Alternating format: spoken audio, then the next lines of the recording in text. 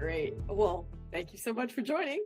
Um, I wanted this to be a really casual conversation and open it up by just saying I'm going to talk a little bit about what worked for me in my first year in business in terms of finding aligned clients. And then I would love to open it up to some questions and also, but mainly like what's working for you guys so that we can all share with one another, and also start with a little bit of the background of how this came to be so you have the context and you'll see how some of like the little miracles that unfold along the way when you just try things and you just reach out and you just meet people. So for a little bit of background, I worked in corporate for 37 years, and in the end of 2024 I had a major burnout and was subsequently laid off. And I hired a burnout coach to help me. Didn't know what I was going to do, but I decided I'm not going back to corporate. And it was really important to me to create a business that was aligned with my values, my nervous system, and working with people I really wanted to work with. And while I was still healing from burnout, I was nervous to dive back in because to me, the work equals not, it wasn't safe. The busyness was creating this nervousness in my system. So I was trying to take it in baby steps, but you're learning as you go, you're building as you go. You go hire a coach here or take a class there. So let me tell you a little bit about what that journey looked like. And I know that your journey is totally different. Your businesses are totally different from mine. But I'm hoping that if I share what has worked for me and maybe dive a little bit deeper into certain things that you're not maybe familiar with, we can do a little deep dive. So to start with, all the ways we can find aligned clients, I think it really had a lot to do with I wanted to make sure I was building trust first and foremost. And I wanted to find out if I'm going to put in effort when you're just starting out in business, what do most people do? And I did a lot of deep research on that. And where was it most successful for people just starting out? And according to like the International Coaching Federation, they did a study. And for folks that were just starting out, most people got business and clients through referrals and word of mouth first, like in the high 80%. And we pretty much knew that already, but it's so validating to see that. The second most popular way was through direct conversations and bringing people to discovery calls. And the third most popular way was email marketing and nurturing relationships that way. Very low on that list with social media. It was like 2% conversion rate. And I was like, well, what does that even mean? And when you dig into it deeper, it's just like people that come find you and they hire you based on just finding you, not nurturing, just, so 2%. And I can see that. So I said, well, here's what I'm going to do is figure out where my people are, right? So you have to do a little research on that. And mind you, coming from corporate, didn't really have a lot of people I could tap into. So I want to let you know, I'm basically starting from zero. And I was off of social media for a really long time because I was addicted to it years ago. So I couldn't be on it for my mental health. But here I am back on, and I wanted to do this very strategically. So LinkedIn, I was already on. And I figured I could tap into some friendly existing people, but it's very awkward when you're laid off. So you have to be very strategic about that. And then in my own friends and family, I'm very private. So I also didn't have anything in mind just yet that was solidified in terms of what this business was really going to look like, who I wanted to serve. So I needed to get clear on that first. And this was all happening around the same time. I also had a transitional career coach who was helping me transition from corporate into whatever else I wanted to do. And at the end of our session, she was very validating and said, you're going to do just fine. And I always remembered her as saying she could be possibly someone I could use as a reference or tap into. So I started out, how do I get social proof from zero? And I reached out to some friendly colleagues, and I can't really ask for a testimonial. So I asked for basically a blurb or two about like what industry folks have been saying, about me. And 37 years adds up to something. So I couldn't say testimonial on my website. So I said, what industry leaders are saying? And that's how I started, just gathering those. And that was terrifying, just very humbling if you're not accustomed to that. But I learned very quickly that people do this all the time. You're absolutely allowed to ask. And most people want to help anyway. And for those that don't, I had to learn not to take that personally. I had to just say, hey, they're busy and moving along.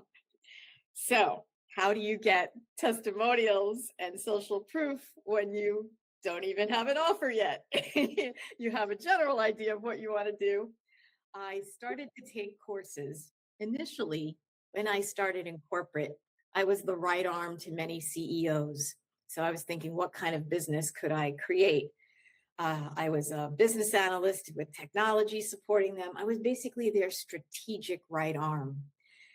But I was suffering from burnout. So I was like, my business is going to be a VA. I'm going to be a VA. Now, with somebody with my background, that was something I thought would be easy to do. I'd learn the online space, I'd get certified. Let's take baby steps instead of jumping into the deep end. And I met a lot of great people. And this was a big part of, yes, taking courses, getting involved in community, learning how the online space works, and really tapping in to figure out, do I want to be a virtual assistant? And the answer was like, but we're a few months into this journey. And I'm already saying, my name is Virtually Debbie. I'm getting it trademarked. I'm like diving in, doing all the things, posting everywhere on socials, doing everything I shouldn't be doing and leading right up to burnout. So please learn from my mistakes. So what I did was I was letting my burnout coach know that I was doing all these things, and she was creating a launch for herself. And she knew how diligent I was about what I was doing in my past former life. And she's like, I'd really love to hire you. And I was like, you mean pay me to do this? And she said, yes. And she needed somebody to keep her accountable. And it was a little bit of project management, but more of like mindset, coaching, accountability. And I love that. And that's just something that really, really spoke to me.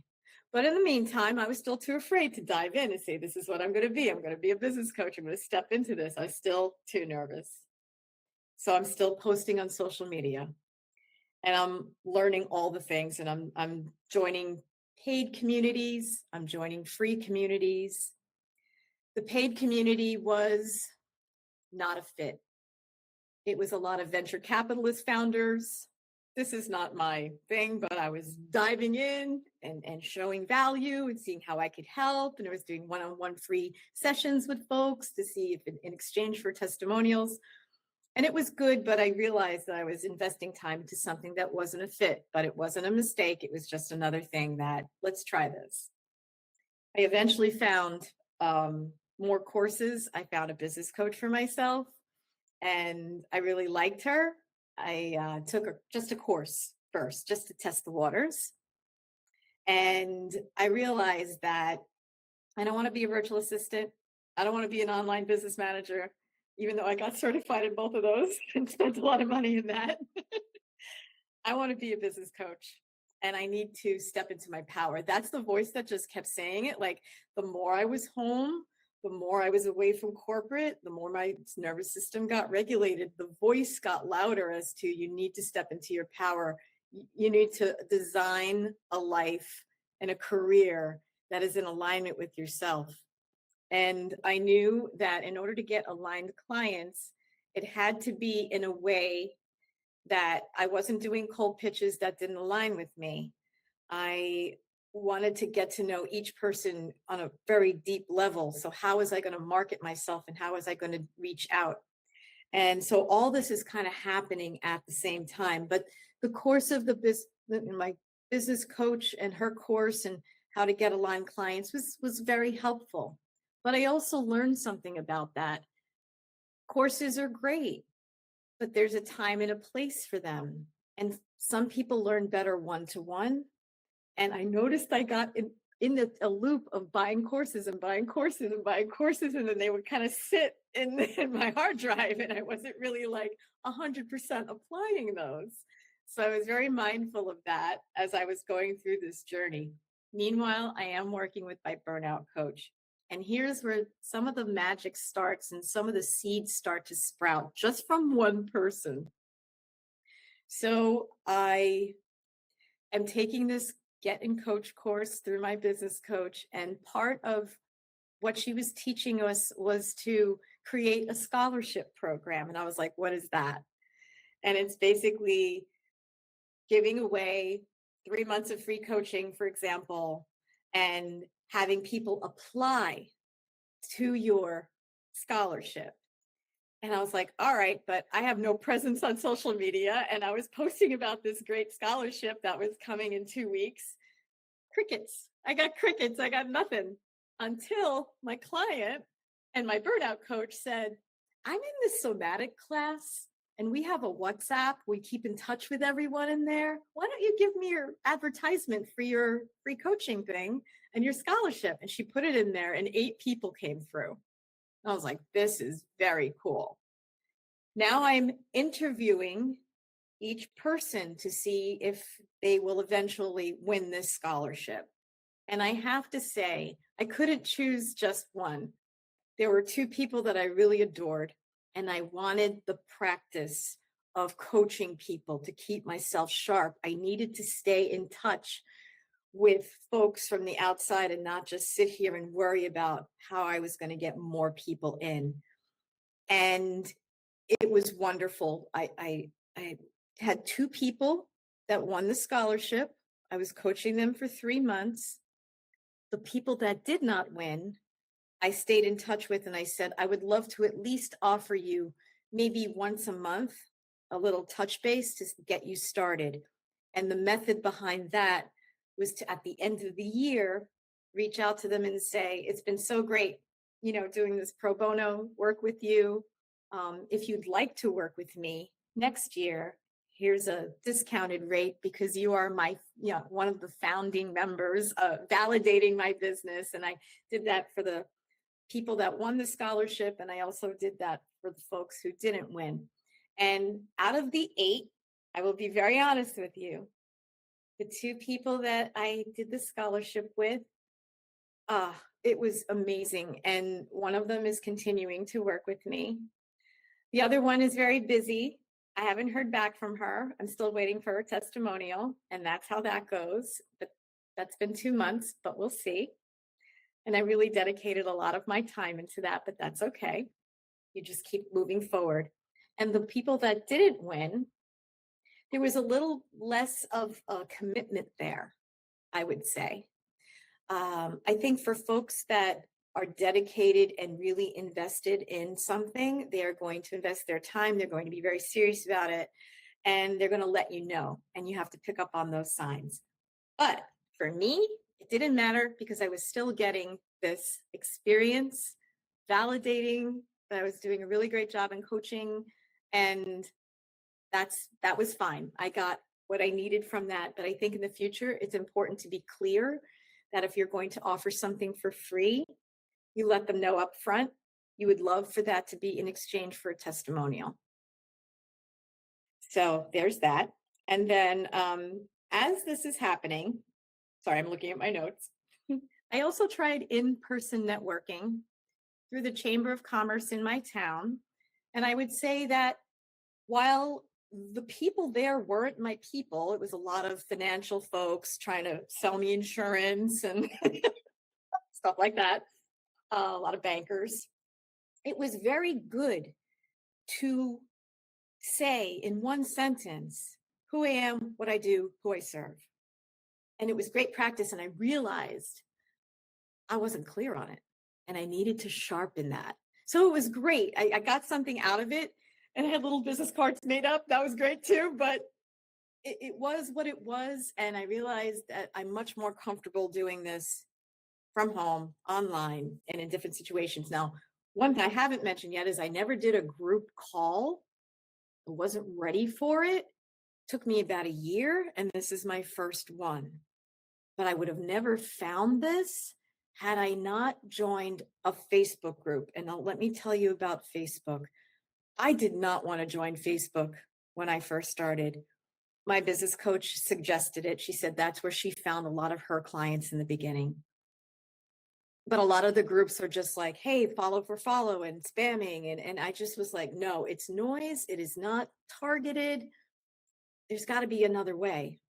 And I was very hesitant and resistant to it for a very long time, but I did find a great group, this enlightened entrepreneur group. And the facilitator, she's just on point. It's not a spamming place. She's all about building community. And through this group, I'm really meeting a lot of folks. And I'm meeting my people because I am serving women who are heart-centered. And my first client was a burnout coach. She introduced me to a Reiki practitioner, a somatic coach, a creativity coach. So these are my people, and they're all in this group. But I'm not in there to pitch at all.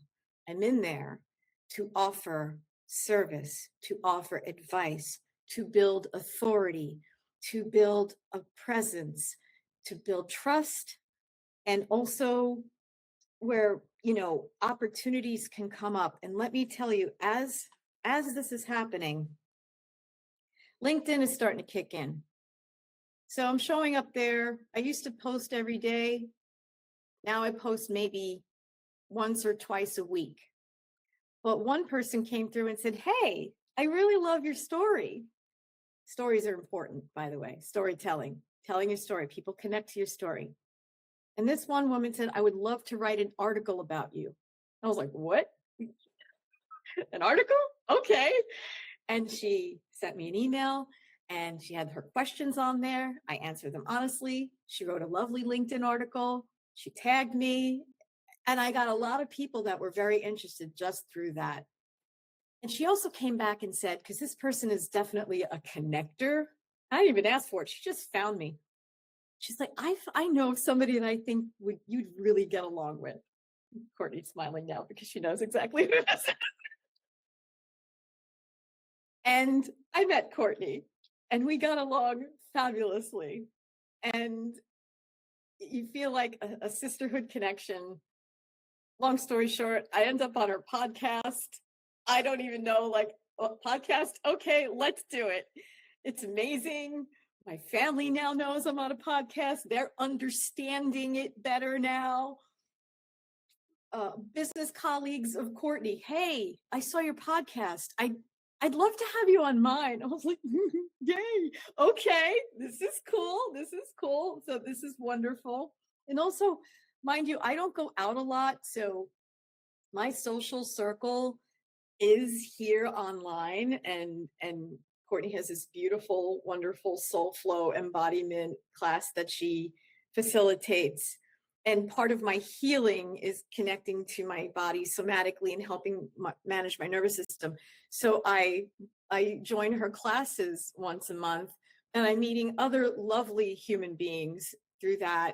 And I'm also regulating my nervous system, which is helping. It's just like this feedback loop that helps you show up more, be comfortable talking to people, and opening yourself up. So it all starts to come together.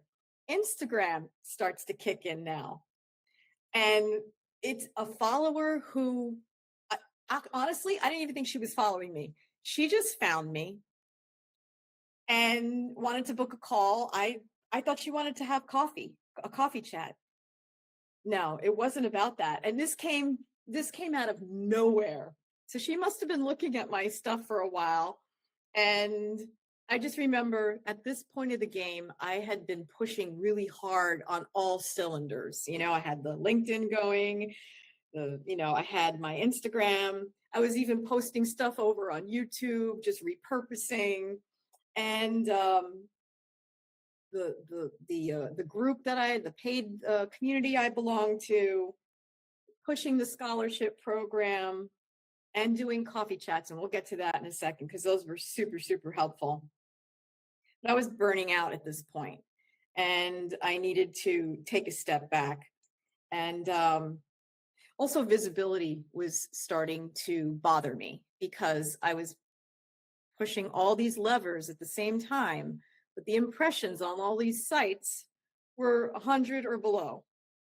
So I said to myself, well, maybe if I do a paid ad. I did a paid ad for the scholarship on Instagram. It got 5,000 impressions. I spent like $50. And when you do a paid ad, you want to target your paid ad. And I targeted women in the US, and it showed me men globally. Did I get any followers from that? Bots. And anyone that did follow me didn't engage. So that's another strategy that I wanted to talk about is the followers that I do have. I have a micro community on there, and I'm very intentional about that because the smaller the community that are engaged will push your content out even further. Because if you have a lot of followers and the percentage of them are not engaging, it's not going to push your content from the followers to the non-followers. That was something that I was really intentional about. But for some folks, that could be a little tedious. And, especially for folks that are on social media. And I might be pulling back on that in a little while. But it definitely worked. I was testing it. This is all experimental. But this client on Instagram, like she hired me and I was like, what? She said, we got on a discovery call and I said, can I ask you a question? What made you want to say yes to hire me? And she goes, I just liked your vibe. I was like, really? Vibes. She liked the way I showed up. She liked my messaging, but she was looking. She was not just randomly scrolling. She was intentional about what she wanted. And yes, she hired me. And yes, we're on a regular basis.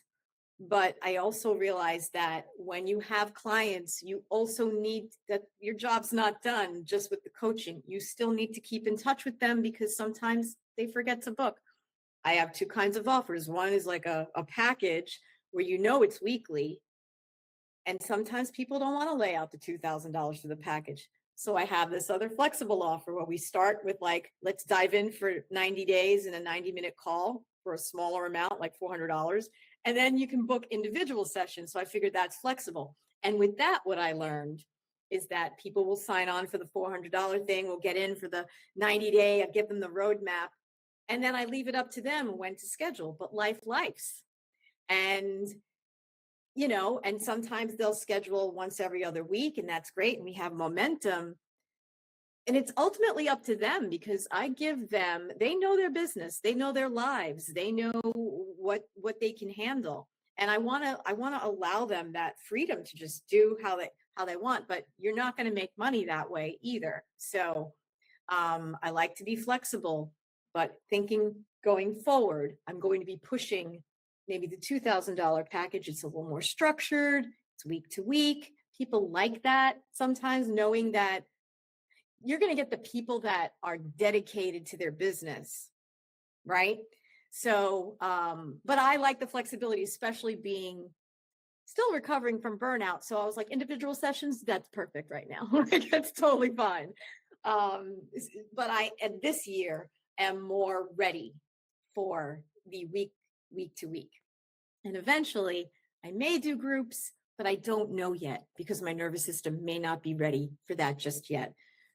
So we'll see. So these are all things to think about as I go on. But I would say that the scholarship program was a wonderful jumpstart to really get me into the practice of coaching, and also see what it would be like to balance your calendar with different people and learn about different businesses. So I was really challenging myself, and I absolutely loved it. Would I do another scholarship? Maybe this year. Maybe that I wouldn't. I asked my business coach, and she might do them like once a year, but she's at the stage of the game where she's like 10 years in. For someone like myself that's just starting, I might do one more just to keep that flow going. And especially now that I know more people, like my LinkedIn has picked up, my Instagram has picked up. I have real relationships. Well, let's talk about these coffee chats, because a lot of people don't know the benefits and what these actually are, and and how to go about it. Because if you're coming from a values-based, relationship-based, kind of integrity-based approach, and you're not doing cold DMs, and I don't want to badmouth cold DMs, it's just not for me. um, Coffee chats, the way I approach them is, if I am on social media and I'm looking for people that might potentially be in my industry or adjacent to it. They could be graphic designers that serve coaches, bookkeepers that serve coaches, but I'm also reaching out to folks in that are Reiki practitioners, human design, anything that I'm learning about that I'm interested in, that I love their content, like I genuinely love their content. I want to be in their world. And I usually send them a message just to follow. No, I just follow. I engage. I don't send them any message at all. If we have a really great banter back and forth, and I'm talking, this is going to take a while. It takes a few weeks to be able to show up and authentically reach out to folks. Then and only then do I like add them as a friend. And then after a little while, I was like, hey, it would be really lovely to meet you to grab coffee. And this is where the beauty happens, because when you get on a coffee chat, and some people really know what the intention is, it's to expand your network. It's to develop this like micro community of your allies, people that will over time feel comfortable referring you, people that think of you and go, I would love to collaborate with that person. And they just, because of that conversation, and it's not just that one conversation, because after that, you're not done. You're continuing the relationship. They are not numbers on a spreadsheet. These are real relationships that will be developed over time. And last year I did about 50 coffee chats because I couldn't handle like one after another.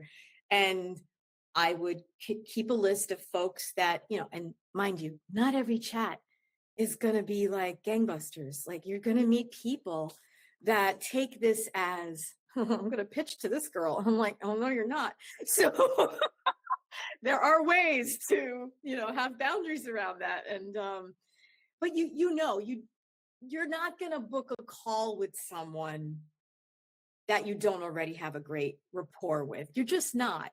And for any call, for any person that slipped into my DM on LinkedIn that was just like, oh, I would love to build my network and hop on a coffee chat with you. And every time I went against my intuition on those were the pitches right away. And I was just like, oh, but I always said that was good for me to build up the muscle to say back to them, I'm not aligned with that. Thank you very much. This isn't for me. Because that was nerve-wracking for me. So every opportunity that comes up is a learning lesson. And every coffee chat was something that led to something else, either introducing myself to someone else or just feeling like I belong in this group. Because when you're starting out in business, the imposter syndrome is everywhere. So folks that are like resonating with what I'm saying online are really like, yeah, she gets it. And I'm like, oh, yay. Like, that's so cool. And it validates. And you're at this point, the folks that I was coaching are starting to see results. So that is feeding on itself. And now I'm getting even more confident. And this is where, the testimonials really kick in. And I'm going to wrap this up because I really want to hear from you guys and understand like your experiences. I will wrap up with the power of testimonials is amazing. I did two kinds. the one where you work with somebody for a really long time, and you formally ask for that. There's questions. You ask them if they want to be, send you a photo, how they want to, have their name appear. You tag them on socials. Is that okay with them? You get consent on everything, because I messed up on one of my testimonials and I didn't do that right. And a few months of working with this person could have just like melted in a minute. But like that trust can melt away just because I was anxious and excited to get it going. So at the end of that, you send it back to them and say, do you like this? I put it in a caption, a Canva, a graphic. Here's where I'm going to post it. Are you okay with that? And you send them the link, and that's how you do it.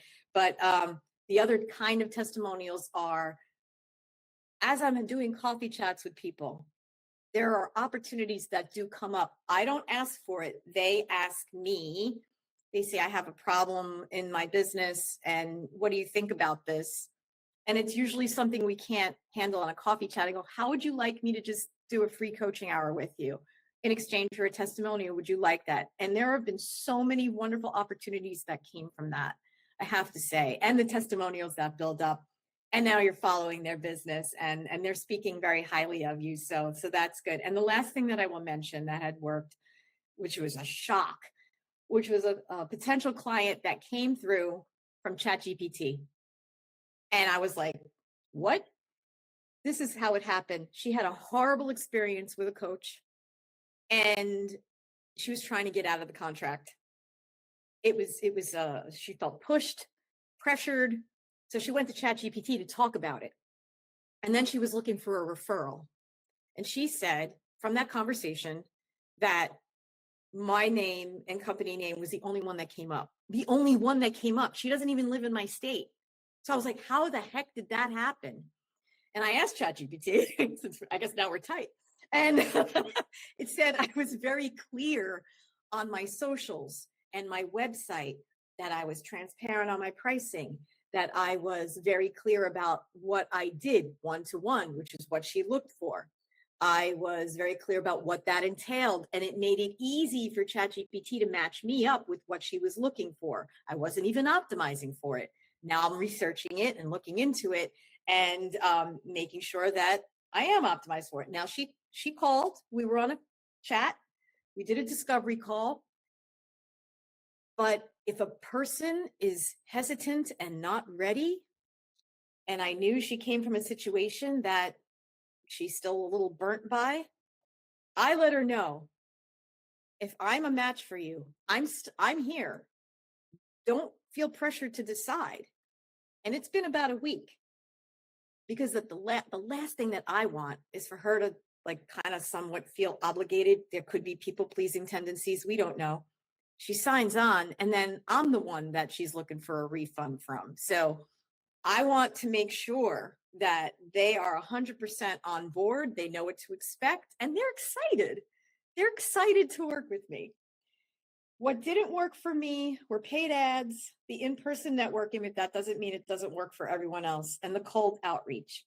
What does work is everything else that I mentioned. I may pull back on certain things. I may increase certain things. I may try to do a newsletter this time around and see if that's helpful, because at the end of the day, you've got to capture your audience and not rely on the tech overlords, as I'm going to post this on YouTube.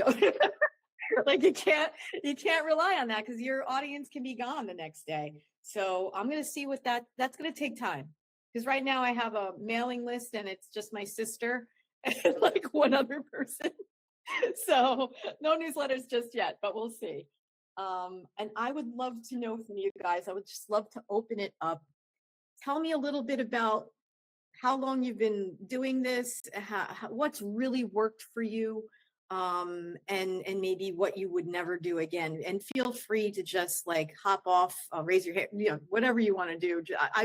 I think it's so important for us to share the realities of what it's like. And feel free, no pressure. And if you don't want to, that's totally fine as well. Hi, I'm Heather Seipel. I do actually relationship energy work, and I've I just specialized in relationships in the last few years. But before then it was just kind of like energy practitioner. And over the years, I found what really helped is to have an email list, because that's where a lot of the conversions happen.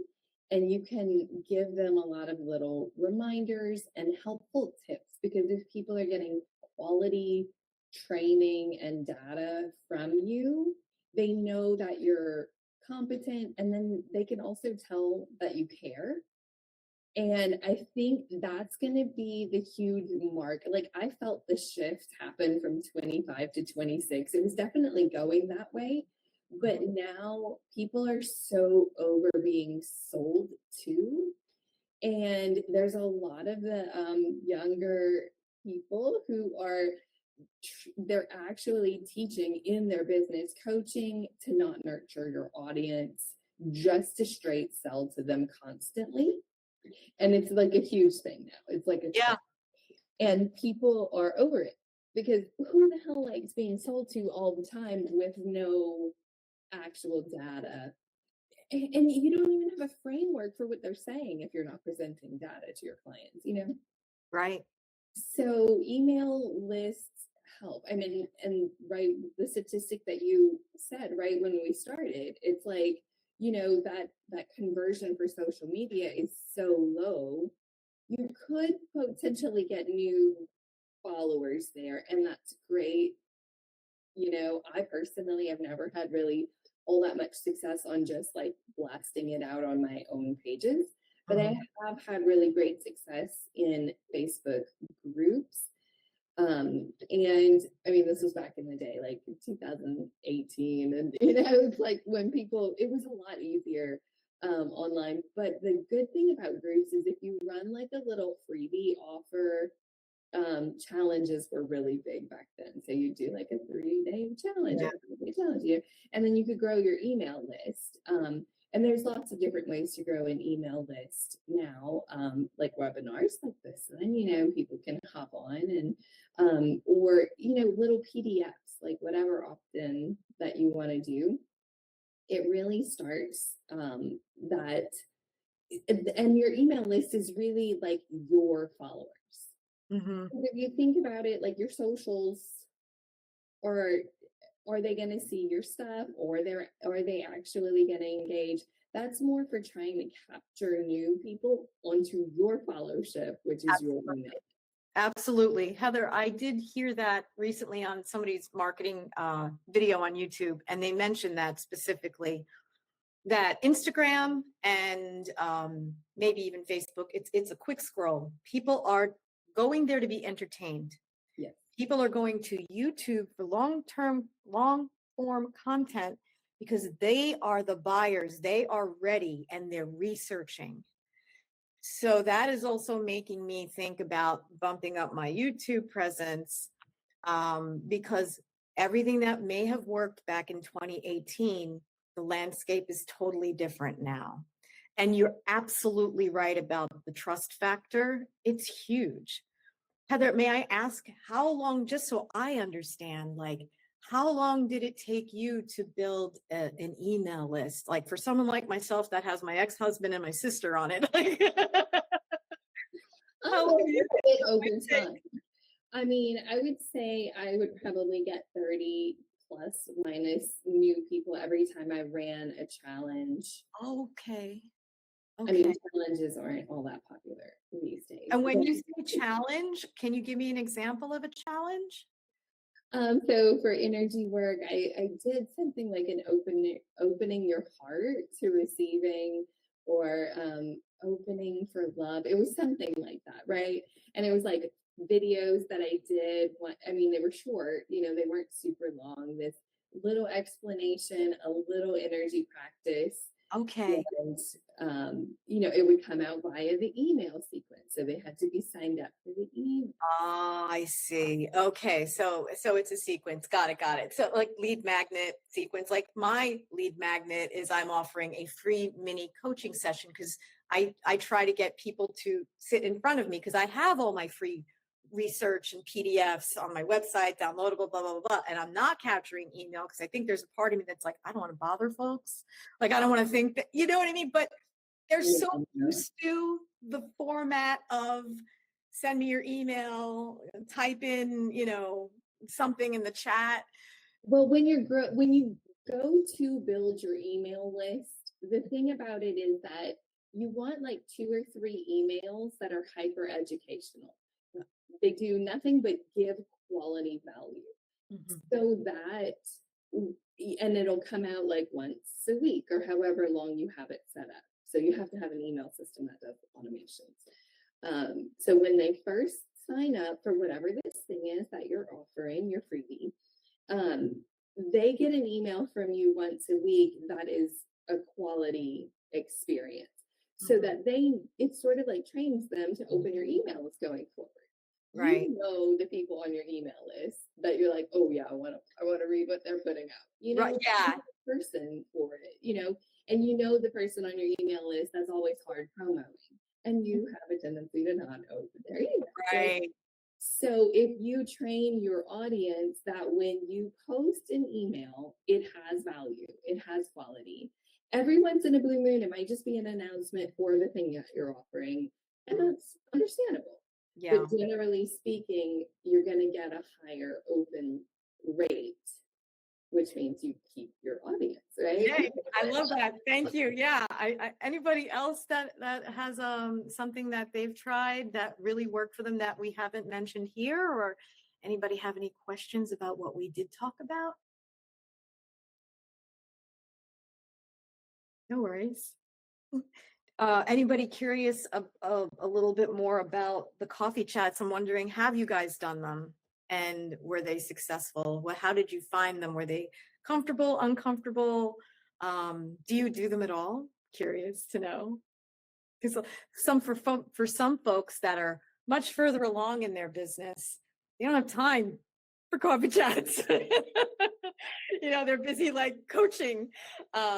Yeah. But right now, I'm able to kind of build on those because I do have a little bit of that extra time. But just really curious because some folks are kind of new to it and they didn't really know what they were. I found that to be interesting. I go through seasons. I go through little bursts of doing coffee You chats. do? They do take a bit of energy and it kind of distracts me from whatever else I'm doing that week or that day because I'm neurodiverse. So I need like transition time, Yeah, me too. so Totally. I liked your suggestion to do like 2 a week, Yes. like to have kind of like an idea because this past week I kind of went in big. I don't know how many I did, like 4 or something. So Yeah. I'm like, okay, that might be a little too much for my schedule. But what I do find is that even though we're posting in a group, right? Like we know each other, we've seen each other post, we recognize the name. But when we get to talk, there's a voice that goes with it. There's like a clarity of like who this person is, which also happens for like the networking calls. Yeah. Right. Yes. So the more somebody's voice is like showing up on a networking call, the more they're like, oh yeah, I know that person. Yeah. And your voice conveys like a lot about you, your heart, your essence, your truth. And it's really important to get people to hear that in a more natural kind of way rather than being on your reels or stories or whatever. Absolutely. And for folks that I've been curious about and have had those networking calls, the midnight networking calls that we have, the night owl ones and Facebook, and really like it's the impression that's left on me. It's not just a name and a photo, it's that impression. And now I can meet someone and go, oh, that person could maybe use this service. And you immediately think of that. Yeah. And then that trust building thing, the one thing that I do want to say about the content that has been really helpful and the feedback that I've gotten on mine is that you don't hear this every day. You hear it randomly on coffee chat sometimes.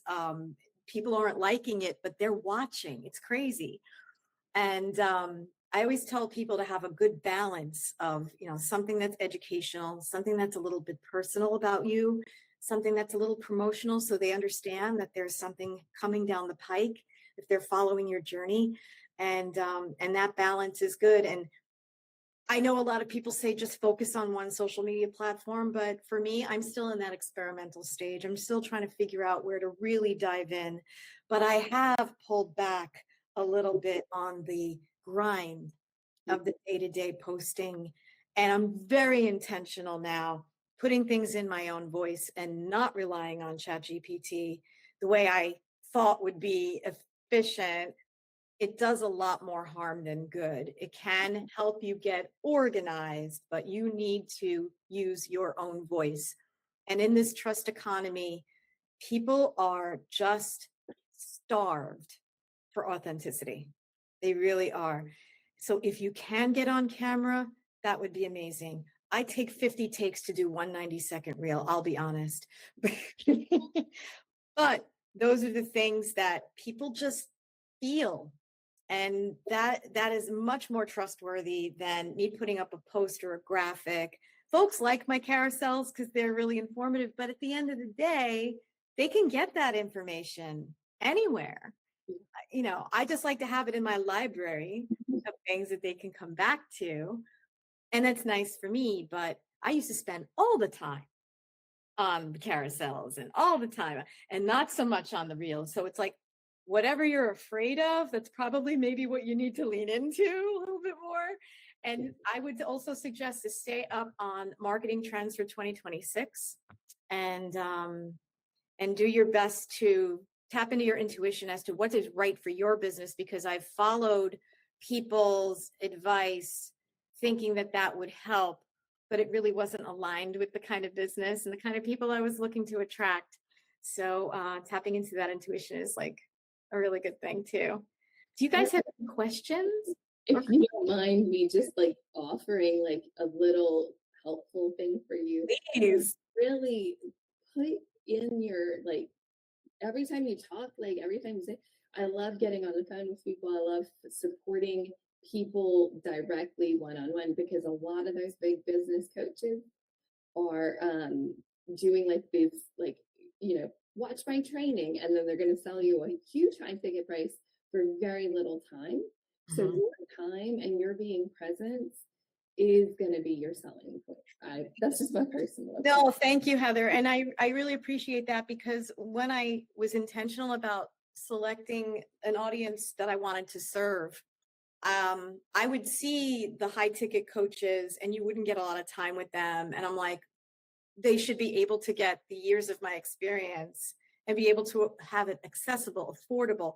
Now, that doesn't mean that I don't think that what I'm offering is not worthy of a higher ticket price, because I know that they try to condition you to believe that. And for certain coaches that have been doing it for 10 years, good for you. That's awesome. That is great. But there's a certain population that needs to be served. And I want to serve that population and build a business in the way that I can that's conducive to my burnout recovery. Like, that's super important to me. And those people are there and they will come.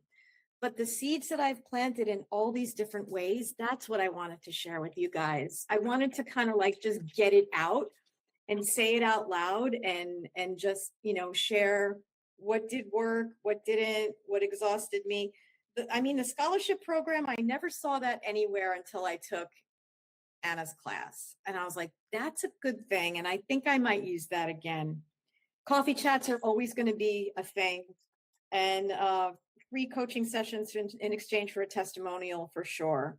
But Heather, I think to your point, I might want to lean into really building a newsletter for sure.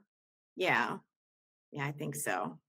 I think that might be for this year. Does anybody have anything they want to share about maybe what they might want to try for themselves that they're curious about? Anything? That's okay. Well, I just want to say that I am at the very, very super early stages of even thinking about having a business. And so for me, it's really interesting to hear about all the different ways that I have already been doing some of this, and like how it really does come down to like leveraging your network and finding ways to sort of like expand that by starting to speak more clearly about like your story and what you're offering. Like I'm at a point where I think a lot of people like know that I've been doing, you know, like certifications and wanting to sort of like step into having my own business. I've been hosting like soulful classes for almost 2 years now. Love that. But I feel like the place where I've blocked myself is not wanting to step into that place where I have to like be asking for sales and promoting myself. And so it's been interesting to hear just all these different ways to do that in a way that doesn't feel so like promotional, I guess. Yeah, yeah, for sure. And I love the fact that we have people here that are at all different stages of their business and or even pre-business or like on their way and their aspirational ideas. And it's important to see the realistic aspects of it, because I think when I first got online, I was drawn into those coaching messages that said you can earn 10K in 6 months, just buy this course and follow this email funnel. And I was just like, what the, like, that is not necessarily the norm or the thing. So I really wanted to get out there, like, what is actually happening? Who's really being successful here and how are they doing it? And the more you speak to business owners one-to-one and private, it's the truth really comes out. And that I love. That's another beauty of the coffee chat, because you don't feel crazy. You don't feel like you're falling behind. Like, this is super normal. And when I did look at the statistics, years 1 through 3, like, you're gonna need to really hone in on the foundation, and you're not really getting like a big income, maybe like 4 years 4 through 10, like that's when it's starting to really ramp up, because you've taken the time to build that reputation. Now I didn't know that when I first started, so I felt that everything I was doing was wrong. And every message online, if it's a copywriter, you're doing it wrong, you're saying this wrong. And now I feel like I need to buy that thing or sign up with them because I was doing it wrong. Felt horrible. And while I did learn from them, I realized the pull. I was coming from fear, coming from lack. And that's the part of the intuition that I needed to tap into. The information is all out there online. There's nothing new under this sun. Are there people that are like really qualified to give you advice in certain areas of marketing? Yes. But are the most of them like kind of making this shit up as they go? Because the trends change, the algorithms change, how people are buying changes, economies are changing. So I say find someone that you really trust, that has, the success, that doesn't come across as being scammy or spammy, that maybe aligns with how you like to do business, and maybe listen to them. But ultimately, at the end of the day, you've got to listen to yourself. And yeah, I think that's what I'm going to do, at least. Are y'all the three others on here? Are y'all doing like business coaching, or what is your business? Mine, I'm somatically. I'm certified in somatics, so like nervous system stuff and embodiment practices. So I would be going into that world. Very cool. I'm in the energetic realm, kind of noticing patterns, helping you release the crap. So more of you, kind of more like, I look at it more as remembering, right? I'm not healing you. I don't do that. Oh, I help you okay. remember. I help you like embody yourself and trust and listen to your body. And that's kind of my niche. Understanding your boundaries, like where you end and somebody else begins. And that's kind of That's very cool. coming out of the narcissistic realm. And I had to learn that hard knocks. So I'm like, let me tell you what I'm. Yeah, speak from experience. I love it. Ruth, how about yourself? Yeah, so I'm considering myself more of a life coach and right now focusing on helping women who feel like roommates in relationships kind of restore connection and intimacy. But I've been a nurse for 20 years, so hopefully pulling all that stuff in and Reiki and Yeah. all the good things. All the tools in your toolbox, right? Life experience. And that's the beauty of like how we can create businesses for ourselves, pulling from our life experience. And that's what, the storytelling, like I said earlier, people really love to hear. Like Ruth, I follow you on YouTube. I listen to your stories, and like Heather, and I've been following you for a while. And Courtney, you and I go way back. In April, I'm just meeting you, but I'm very interested in hearing about like energies because I'm learning more about that with the women that I meet. So these are the kind of opportunities I would close up, before I wrap up, unless anybody has anything else that they want to say is, if something like this can inspire you, and Heather, if you want to say something, please let me know. Please do. Yeah, I mean, yeah, for sure. For energy people, I would say when it comes to marketing, always keep in mind, don't go with the trends, stay with your heart, be like, you can feel the energy, so keep on the pulse of it and get super flippin' clear on what your result is. It's the hardest thing for energy practitioners to do. I am still not fully there yet. Like I have spent the last 4 months, it felt like taking like a concept and shoving it through a meat grinder to come, and I'm like, it's still too thick, like I Right, need to right. get super succinct. And it's like attract a romantic partner, change what you're attracted to and attract a different type of person. Okay. I mean, that's still not as pinpoint as it needs to be, because the more pinpoint that you get with someone, the more that it's going to just energetically like connect. Yeah, The more we talk about process, which is what we do, it's what we love. We're like, what do you do energetically? This is what I do energetically, right? Yeah, no, that doesn't get clients, unfortunately. right. You have to be So so clear. on what the result is, not the process. And oof, it's painful. Hard in your world, especially the folks that I'm meeting that they do Reiki, they do somatics, they do this, they do that, and they want to serve this population, that population. And sometimes we overcomplicate things. What's that through line? What is that common thing simplified? My trouble was speaking corporate. I was speaking corporate when I came to this world, and I had to just kind of like wipe that off of myself and just speak like regularly. What are my people struggling with? And 9 times out of 10, it's getting clients. And I'm not going to lie about it. I struggle with it too. But I know that there are certain things that we can share and utilize, and I can share what has worked for me. And when I do the transformation statement, because we all have a transformation statement, right? When I first started out, I was like, okay, I serve new women coaches who are just getting started and need to get clear on their offers, pricing, marketing, and sales.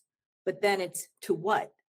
And I didn't want to say to get 10 clients in a month because I don't want to tie that result to it. I cannot guarantee that, nor can anyone else. So I had to think about that and say, so that they can have the foundation to be able to attract aligned clients. And that I can live with. Yeah. That is true. And that's what I do. So getting really clear on that, to Heather's point, is so important because everything else falls on top of that. Once you get clear on that, marketing, sales, everything is clear on top of that message. Unfortunately, it's the very first point, and I'm having to, telling you this, having messed up all the way along because I didn't know this, right? Before you make a business name, before you get a website, before literally anything, get super freaking clear on who you're serving and what their result is going to be. Like, yeah, it really does. When you get that one little brick landed, you can build the whole house after that. And but Before then, it's hodgepodge.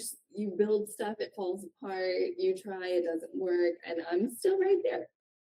I mean, all these years later, I'm like, oh, It's okay. It's a journey because we're not going to know out of the gate yeah. who it's going to be, because we have to work with those people, feel it. Do we want to even continue doing this? And we are evolving.